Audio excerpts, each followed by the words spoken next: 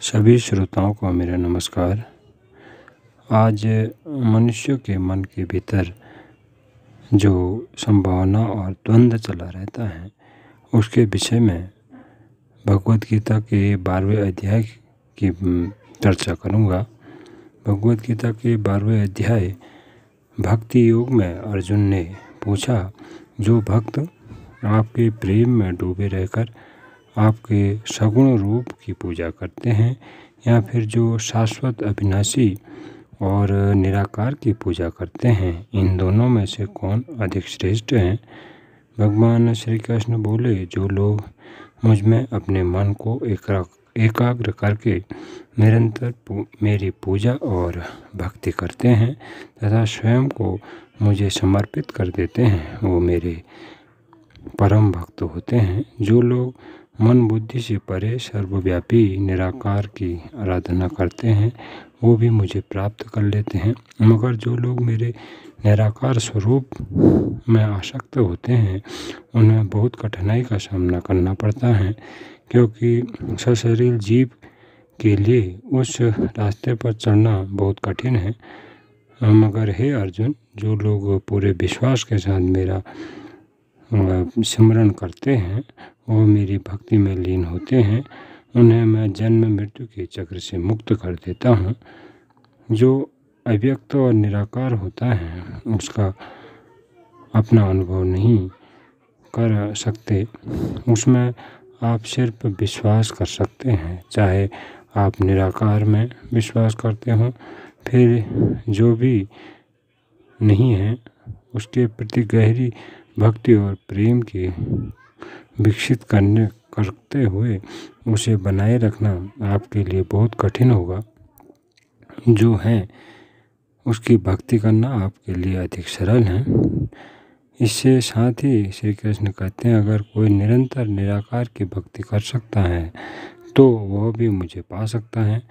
जब वह मैं कहते हैं तो वह किसी व्यक्ति के रूप में अपनी बात नहीं करते, वह उस आयाम की बात करते हैं जिसमें साकार और निराकार दोनों शामिल होते हैं। यदि कोई एक रास्ता अपनाता है तो वह भी मुझे प्राप्त कर लेता है, मगर उसे बहुत कठिनाइयाँ झेलनी पड़ती हैं, क्योंकि जो चीज़ भौतिक रूप में नहीं है उसमें मन लगना आपके लिए मुश्किल है। अपनी भक्ति में स्थिर होने के लिए आपको एक आकार, एक स्वरूप, एक नाम की ज़रूरत पड़ती है जिसमें आप जुड़ सकें। जीवन के लिए सशरीर उस रास्ते पर चलना कठिन है।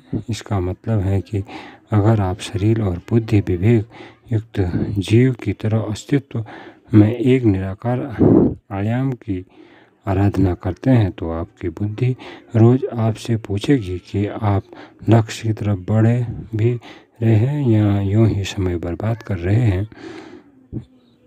इसलिए भगवान कहते हैं कि एक जीवित व्यक्ति के रूप में उनका ध्यान करने पर उन्हें प्राप्त करना अधिक आसान है। निराकार की खोज आपके भीतर एक दार्शनिक नाटक बन सकती है जिसमें आप बिना जुड़े बड़े वहीं अटक कर रह जाते हैं।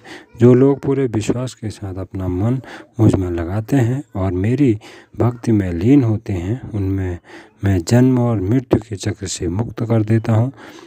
यह सिर्फ कृष्ण ने नहीं कहा, हर पूर्ण आत्मज्ञानी जीव किसी न किसी रूप में यही कहता है। अगर आप किसी ज्ञानी व्यक्ति की उपस्थिति में हैं तो अंतिम समय में मुक्ति आसान हो जाती है। बस अंतिम क्षणों में आप सारा काम बिगाड़ न दें।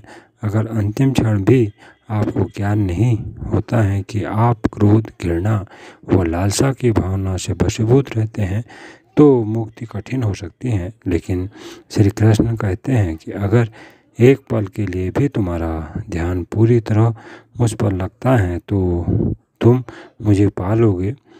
कृष्ण बाहरी परिस्थितियाँ अर्जुन पर छोड़कर भीतरी परिस्थितियाँ स्वयं संभालते हैं।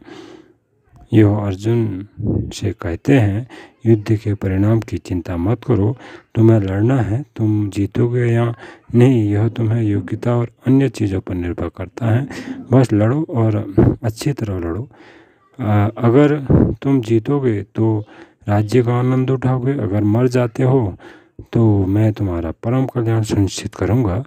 यहाँ पर यह भी स्पष्ट कर रहे हैं कि जब बात बाहरी परिस्थितियों की होती है तो वो हर चीज़ सुनिश्चित नहीं कर सकते। आंतरिक परिस्थितियों में पूरी गारंटी होती है, मगर वो कहते हैं कि मैं एक सुनिश्चित करूँगा कि आपको आगे जन्म न लेना पड़े। मेरे साथ भी यह सच है, मैं पक्का कर सकता हूँ कि आपको दोबारा जन्म न लेना पड़े, मगर मैं यह पक्का नहीं कर सकता कि आपको कल नाश्ता मिल जाए। तार्किक दिमाग को यह बात बेतुकी लग सकती है। अगर आप इतनी बड़ी चीज़ सुनिश्चित कर सकते हैं तो नाश्ता सुनिश्चित क्यों नहीं कर सकते। जीवन का सत्य यही है, जब आंतरिक आयामों की बात आती है तो उसका विश्वास जिम्मा भी ले सकते हैं, लेकिन जब बाहरी परिस्थितियों की बात होती है तो हर किसी का संघर्ष करना पड़ता है। यही बात कृष्ण ने गीता में कही है। और इसी के साथ आपका दिन मंगलमय हो। नमस्कार। कैसे कहाँ से आए? हमने सफाई करी तो